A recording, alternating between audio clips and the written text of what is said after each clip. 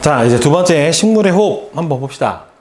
자, 식물도 이제 앞에서는 광합성을 배웠고 이제 호흡을 할 차례인데 식물도 당연히 호흡을 해요. 광합성만 하는 건 아니에요. 즉, 이 호흡이라고 하는 게 우리가 보통 이제 숨 쉬는 것만 얘기를 하는데 이렇게 사람이 공기를 들여 마시고 내뱉는 이것만을 호흡이라고 하는 게 아니라 실제로 호흡은요, 뭐냐면 세포에서 양분, 영양분을 분해해서 중요한 게 이거예요. 생명 활동에 필요한 에너지를 얻어내는 과정을 호흡이라고 합니다. 이게 정확하게는 이게 세포 안에서 일어나서 세포 내 호흡이다 라고 얘기를 해주는데, 그러니까 양분은 여기서 당연히 광합성으로 만들어낸 포도당 그리고 산소가 필요합니다. 그러니까 광합성을 할 때는 이산화탄소가 필요했죠. 이산화탄소 흡수해서 포도당을 만들고 산소를 만들어냈는데 거꾸로 호흡에서는 이게 광합성하고 정확하게 반대 반응이에요. 얘를 이산화탄소하고 물을 재료로 빛에너지를 흡수를 해서 포도당하고 산소를 만들어낸 게 광합성이었었잖아요. 이거를 거꾸로 뒤집어져서 포도당하고 산소를 결합을 해서 이산화탄소와 물을 만들고 ATP 에너지를 생성을 해내는 이 반응을 바로 호흡이다 라고 얘기를 해줍니다. 참고로 이 에너지는 고등학교에서는 APT 아파트 아니고 ATP예요. 자, 그러면 이 장소, 광합성의 장소는 엽록체였습니다. 그죠? 그런데 보면은 모든 살아있는 세포에서 뭐가 일어나요? 호흡은 다 일어나요. 그리고 광합성은 낮에만 일어나는데 얘는 낮이고 밤이고 관계없이 항상 일어나게 됩니다. 참고로 여러분들 광합성은 어디서 일어났어요? 광합성은 어디서 일어났어요? 아까 엽록체라고 하는 세포 내 장소에서 일어났잖아요. 근데 이 호흡은 어디서 일어나냐면 미토콘드리아, 미토콘드리아라고 하는 장소에서 호흡은 일어나게 됩니다. 사람도 미토콘드리아 있어요. 동물들은 미토콘드리아를 다 가져요. 엽록체는 없지만 식물은 엽록체랑 미토콘드리아가 다 있기 때문에 광합성 호흡을 다 하고 동물은 엽록체가 없어서 호흡만 합니다. 그래서 살아있는 모든 세포에서 낮과 밤에 항상 일어나게 되고요. 보면은 호흡에 필요한 물질은 당연히 산소 필요합니다. 산소는 광합성으로 만들어 놓은 산소를 쓰기도 하고 또는 부족하면 기공을 통해 공기 중에서 흡수를 해요. 그러니까 이게 보면은 낮에는 광합성을 하니까 산소가 생기잖아요. 그렇죠? 그러니까 자기가 만들어 놓은 산소를 쓰면 되는데 밤에는 광합성을 할 수가 없으니까 산소를 스스로 못 만들어내잖아요. 그러니까 그때는 밖에서 흡수를 합니다. 그 다음에 포도당은 광합성으로 만들어진 양분을 재료로 해서 호흡으로 생성되는 요소, 얘네들은 그러니까 이산화탄소하고 물은 호흡 과정에서 생성이 되는 일종의 노폐물이에요. 이거는 쓸 수 있는 게 아니기 때문에 호흡으로 분해가 되는 물질이거든요. 그래서 이산화탄소는요, 자, 다시 광합성에 이용이 되거나 또는 기공을 통해 공기 중으로 방출을 해요. 그러니까 낮에는 호흡을 통해서 발생한 이산화탄소를 어디로 써요? 바로 광합성으로 써요. 그리고 광합성에서 발생한 산소를 갖다가 호흡에 써요. 그래서 알아서 혼자서 써요. 그런데 밤이 되면은 어떻게 돼요?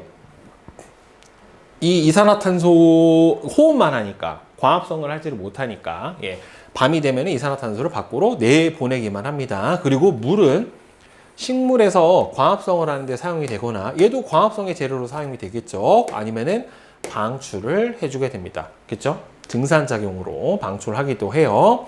그 다음에 이 에너지는 싹을 틔우거나 꽃을 피우는 등 식물들도 자라야 되잖아요. 세포 분열을 하거나 하는 생명 활동에 바로 이용을 해주게 됩니다. 자, 그러면 호흡으로 발생하는 이산화탄소를 확인해주는 방법. 이거는 과학에서 아주 자주 나오는데요. 이산화탄소는 여러분들 검출할 때 여러분들 알다시피 뭘 사용합니까? 석회수라고 하는 거를 사용을 해요. 그러니까 석회수는 원래는 수산화 칼슘의 수용액을 석회수라고 하는데 이게 이산화탄소랑 반응을 하면은 우리 앞에서 배웠던 탄산칼슘이라고 하는 앙금이 생겨요. 탄산칼슘이라고 하는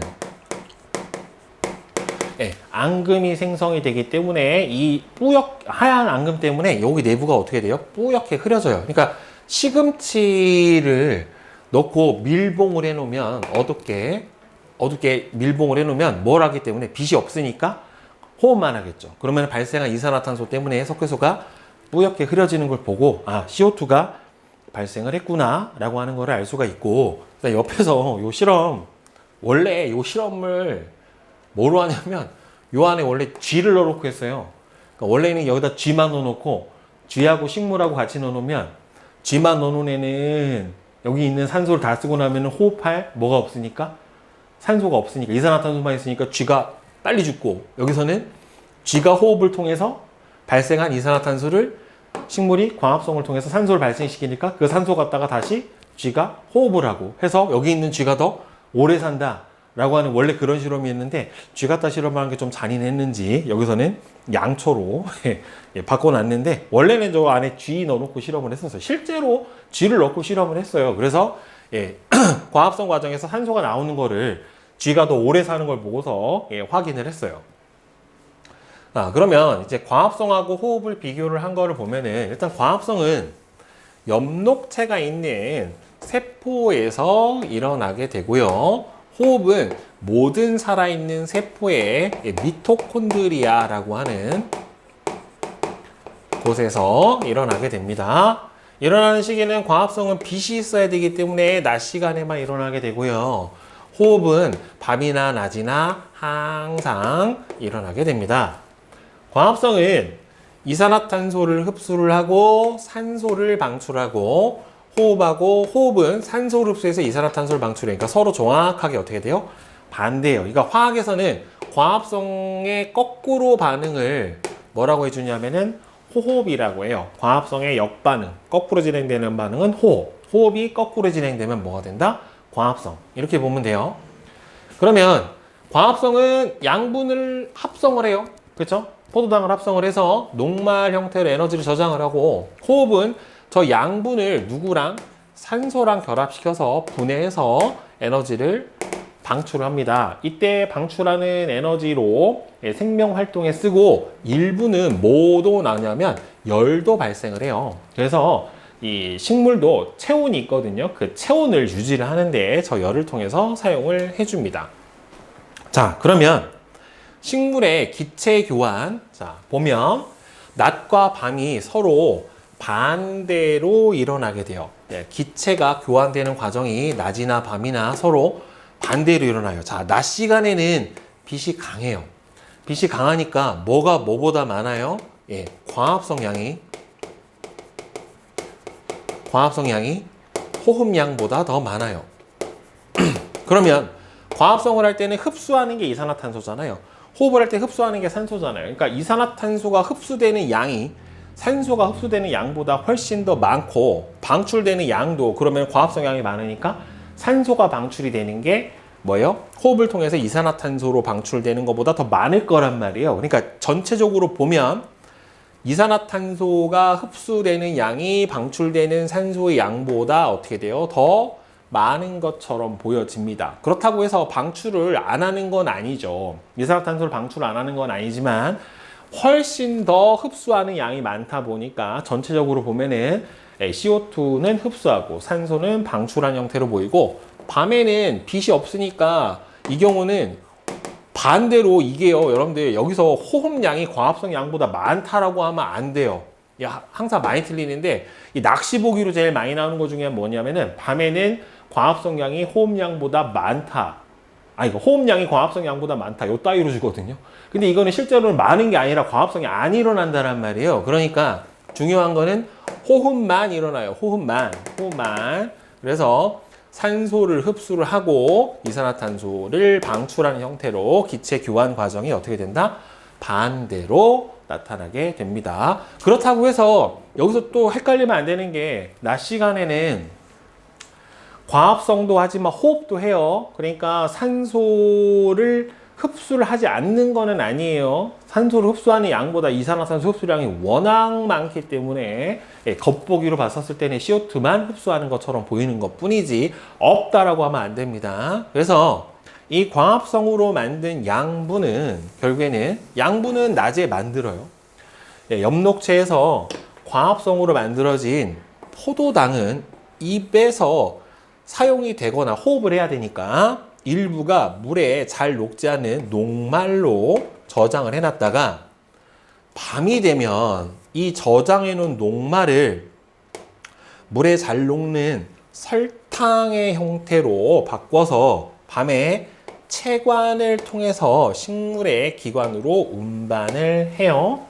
그리고 이 양분의 사용은 결국에는 호흡으로 생명활동에 필요한 에너지를 얻는 데 쓰이고 식물체의 구성 성분이 되어 생장하는 데 사용을 하기도 합니다. 이 녹말의 형태로 저장을 하기도 하고 이 섬유질이라고 하는 이제 셀룰로스라고 하는 걸로 저장을 해서 세포벽도 만들고 나무 줄기도 만들고 껍질도 만들고 이런단 말이에요. 그리고 남은 양분은 다양한 형태로 바뀌어서 녹말의 형태로 뿌리에 저장을 하는 게 뭐 고구마, 뭐 무, 당근, 우리가 먹는 뿌리 채소들 있잖아요. 그렇죠? 그다음에는 줄기에 저장을 하는 거 감자.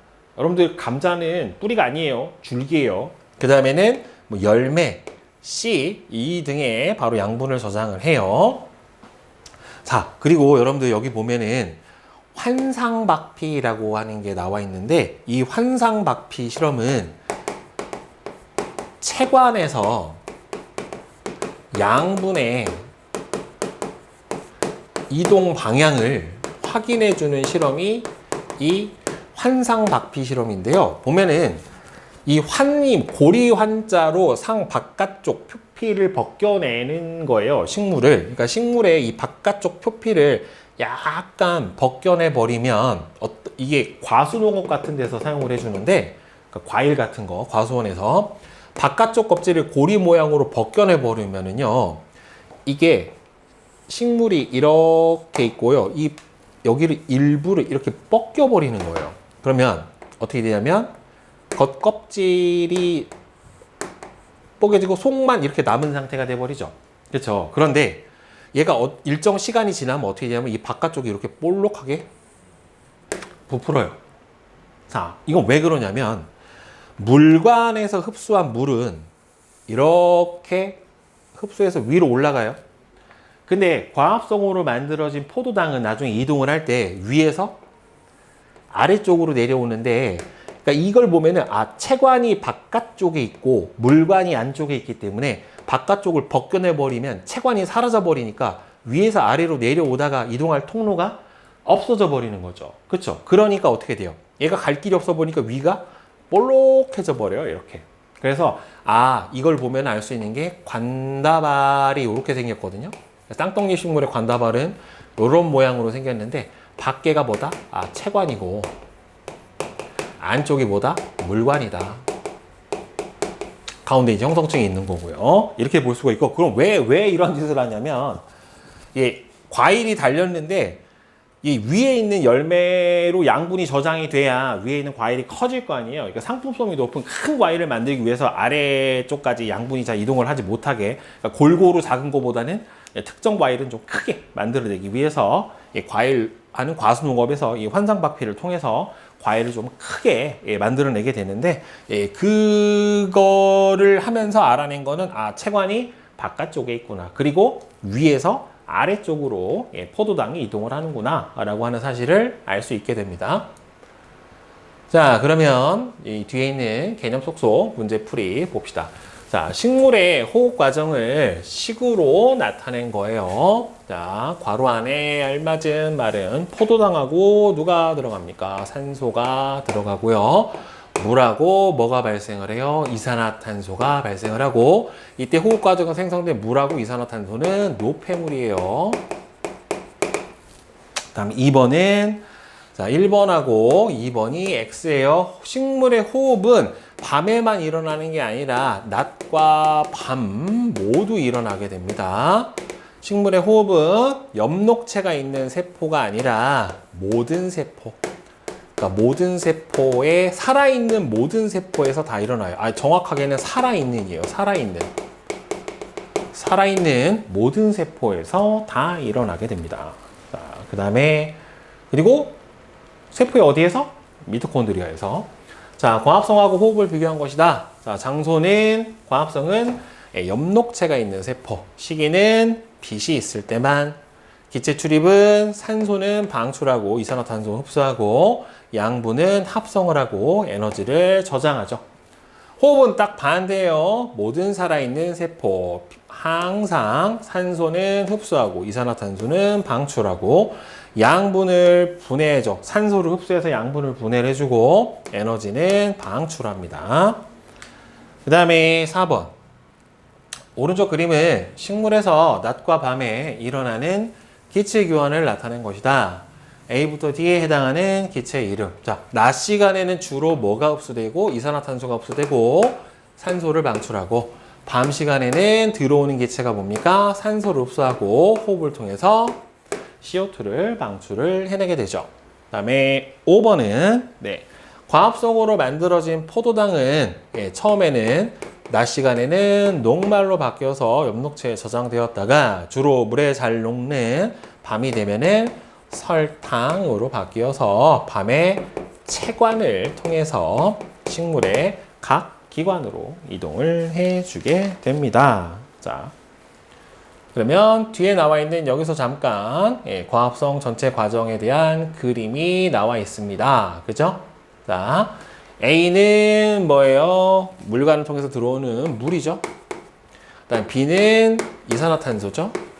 그다음에 C는 처음에 생성되는 산물인 포도당, 그리고 D는 산소. 그다음에 뭘로 저장이 되어 녹말로 저장이 됐다가 나중에 체관으로 이동을 할 때는 설탕. 그래서 여러분들 식물의 수액이 달아요. 대표적으로 식물의 수액을 먹는 게 고로쇠 나무라고 해서 수액을 먹어보면 달고요. 그 다음에 더 유명한 수액이 하나 있죠, 여러분들. 메이플 시럽. 그러니까 이게 설탕 단풍나무라고 하는 단풍국 유명하죠. 전 세계에서 메이플 시럽을 제일 많이 만들어낸 나라가 캐나다인데, 이 설탕 단풍나무라고 하는 나무의 수액을 모아서 이 체관으로 이동하는 저 양분을 모아서 졸여요. 졸이면 끈적해지는 시럽이 되는데, 그게 여러분들 알고 있는 메이플 시럽입니다. 다음 A와 F가 이동하는, 물이 이동하는 통로는 물관, 설탕이 이동하는 통로는 체관, 이렇게 되겠죠. 자, 광합성으로 생성된 양분의 이동에 대한 설명이다. 광합성으로 만들어진 양분은 물에 잘 녹지 않는 녹말로 저장되어 있다가 물에 잘 녹는 설탕으로 바뀌어서 주로 밤에 체관을 통해서 이동을 하게 되고요. 유제 3번은 5번이 맞겠죠. 콩은 보통 단백질의 형태로 저장이 되고, 양파는 여러분들 포도당이에요. 그래서 생양파는 물론 맵기도 한데 먹어보면 좀 달아요.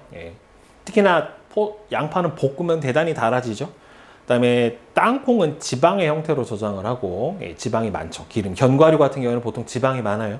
그 다음에 포도는 말 그대로 포도당. 그 다음에 고구마는 녹말입니다. 자, 기출문제로 내신 쑥쑥 답 맞춰봅시다. 자, 1번은 1, 2번에 5, 3번은 3, 4번에 5, 5번에 2, 6번에 2, 7번에 3, 8번에 4, 9번에 2, 10번에 5, 그 다음에 11에 5, 12에 1, 그 다음에 13번. 그림과 같이 두 개의 페트병 중 한 개에만 시금치를 넣고 밀봉해서 어두운 곳에 하루 동안 놓아둔 후 페트병 속의 공기를 석회수에 통과를 시켰대요. 공기를 통과시켰을 때 석회수를 뿌옇게 변하는 병의 페트병은 당연히 강하겠죠. 그쵸? 석회수를 뿌옇게 변하게 한 까닭은 식물이 뭘 통해서, 호흡을 통해서 뭐가 발생했기 때문에 이산화탄소 CO2가 발생을 했기 때문에 그렇습니다. 석회수는 아까도 얘기했지만 이산화탄소랑 반응하면 탄산칼슘에 흰색 앙금이 생겨서 뿌옇게 흐려집니다. 다음 14번. 여기 나왔네. G. 그지? 원래 이 실험이에요. 자, G를 밀폐된 유리종에 넣었더니 잠시 후에 죽었어요. 왜? 산소가 없으니까. 자기가 다 쓰고. 그 다음에 밀폐된 유리종에 쥐와 식물을 함께 넣고 빛을 비추었더니만 쥐가 더 오래 살았다. 왜? 쥐가 발생한 이산화탄소로 식물이 과합성을 해서 산소를 다시 공급을 해줬기 때문에 그렇죠. 그죠? 나에서 쥐가 더 오래 사는 까닭은 식물이 쥐의 호흡에서 발생한 이산화탄소 CO2를 흡수하여 뭘 한 거예요? 과합성을 한 거고, 네, 이 과합성을 통해서 뭐가 발생을 한 겁니까? 결국에는 산소가 발생을 했기 때문에 쥐가 더 오래 사는 거죠. 나의 유리종의 빛을 차단했을 때 예상되는 결과는 결국에는 여기다 빛을 차단해버리면 얘하고 다를 필요가 없죠. 오히려 더 빨리 죽죠. 왜? 식물이 빛이 없으니까 뭐래요? 과합성을 못하고 뭐만 하잖아요. 호흡만 하잖아요. 그쵸? 그러니까 여기서는 쥐만 혼자 호흡을 하는데 여기서는 식물도 호흡하고 누구도 쥐도 호흡을 하게 되니까 여기서는 어떻게 돼요? 식물이 과합성을 하지 못하고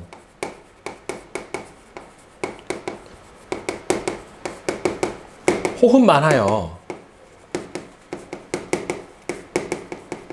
가보다 산소를 더 빨리 소비를 하죠. 더 빨리 소비를 해서 결국에는 어떻게 된다? 더 빨리 죽음. 그죠? 원래 이 약간 귀엽게 그리려고 요 쥐에다가 이렇게 동그라미 이렇게 그려주고 하는데 얘는 없네. 자, 그 다음에 15번. 과합성과 호흡의 차이점을 다음 두 가지 측면에서 서술하시오. 일어나는 장소는, 자, 표를 만들어서 과합성하고 호흡 비교를 해보면, 자, 일단 일어나는 장소는, 과합성은 엽록체가 있는 세포,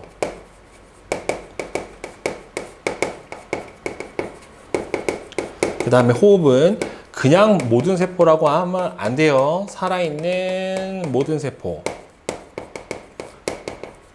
그 다음에 기체 출입은 얘는 뭐가 돼요? 과합성할 때는 CO2 흡수, O2 산소 방출.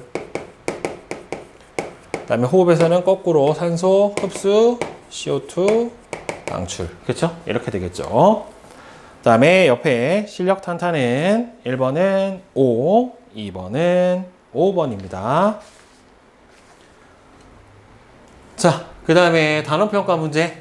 다 같이 답을 맞춰보고, 자, 서술형 풀이 해봅시다. 자, 1번은 5, 2번에 3, 3번에 4, 4번에 1, 5번에 2, 6번에 4, 7번에 3, 8번에 2, 9번에 3, 10번에 1, 11은 1, 3, 그 다음에 12에 4, 13에 2, 14도 2, 15에 5, 16에 1, 17에 3, 그 다음에 18번은, 다음은 검정말입을 이용한 과합성 실험인데요.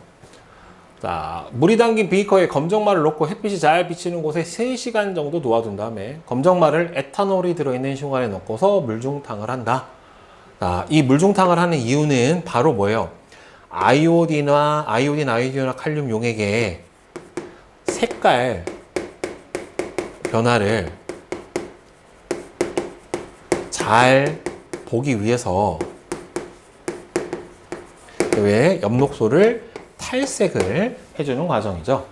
그 다음에 이 실험 결과를 통해 알 수 있는 사실은, 일단은 검정말의 잎을 떼어내서 아이오딘, 칼륨 용액을 떨어뜨렸더니만 청람색을 띄었다. 결국에 뭐가 합성이 되었다?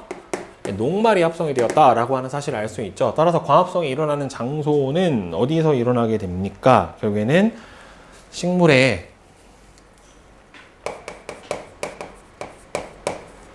엽록체에서 일어나게 되고, 그 다음에 엽록체에서 과합성 상물로 뭐가 합성이 된다? 예, 녹말이 합성이 된다라고 하는 사실을 알 수가 있게 되겠죠. 저기서는 포도당이 만들어지는 거는 알 수가 없어요. 실험을 통해서 알 수 있는 사실이라고 하면은 녹말이 정답이에요. 그 다음에 19번은, 자, 비세세기와 온도에 따른 광합성 양을 보면은 빛의 세기와 광합성 양의 관계는 어떻게 돼요? 일단은 빛의 세기가 일정 세기가 될 때까지는 비례해서 증가를 하게 되고요. 그 다음에 그래프를 보고 온도와 광합성량의 관계는 온도에 비례해서 광합성량이 증가를 하다가 특정 온도 이상이 되면은 오히려 어떻게 됩니까? 광합성량이 줄어들죠. 최대 활성을 나타내는 게 선생님이 대략 언제? 체온 범위 값 정도에서 최대 활성이 나타나고 약 40도씨가 넘어가면은 활성이 뚝 떨어진다라고 알려드렸어요. 그 다음에 20번. 오른쪽 그림과 같이 탄산수소 나트륨 수용액이 담긴 비커. 탄산수소 나트륨은 이산화탄소를 공급해주는 역할을 해준다라고 했고요. 시금치 조각을 10개씩 넣고 전등과 비커 사이의 거리를 달리하는 거는 빛의 세기를 달리해주는 거죠. 가까울수록 빛의 세기가 세겠죠. 잎조각이 떠오르는데 걸리는 시간을 측정을 했다. 이 시금치 잎조각이 떠오르는 까닭은 광합성으로 발생한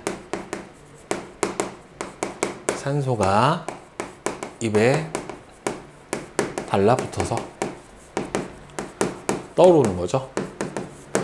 나보다 가에서 시금치 잎조각이 더 빨리 떠오르는 까닭은 결국에는 빛의 전등과의 거리가 가까워 빛의 세기가 더 강해서 광합성량이 더 많아. 산소 발생량이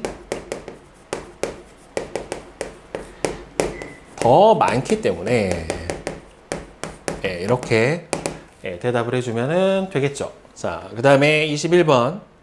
증산작용이 활발하게 일어나는 조건, 선생님이 뭐라고 했습니까? 빨래가 잘 마르는 조건이다 라고 얘기를 했죠. 그렇죠? 네. 일단 첫 번째로는 빛의 세기가 강할 때,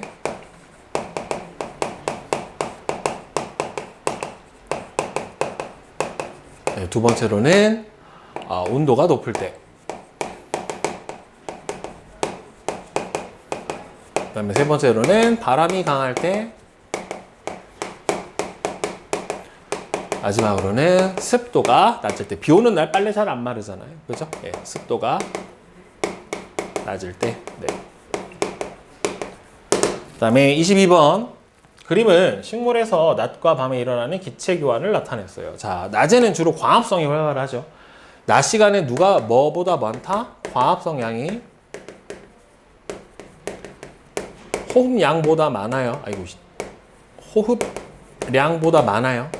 그러니까 결국에는 이산화탄소가 흡수되는 양이 주로 들어오고 산소가 방출되는데 밤에는 뭐만 합니까? 호흡만 해요. 호흡만. 그래서 누가 들어와요? 산소가 들어오고 이산화탄소가 배출이 됩니다. 자, 낮에 일어나는 식물의 기체 교환을 다음 단어를 모두 포함해서 서술을 하시오 라고 했어요. 자, 낮에 일어나는 식물의 기체 교환은 뭐가 뭐보다 많아요? 광합성 양이 호흡량보다 더 많기 때문에 주로 뭐를? CO2를 흡수하고 산소를 방출하는 것처럼 보임. 실제로는 산소도 흡수하고 이산화탄소도 방출하지만 광합성량이 호흡량에 비해 압도적으로 많기 때문에 외관상 보이기에는 CO2는 들어오고 산소는 나가기만 하는 것처럼 보이게 됩니다.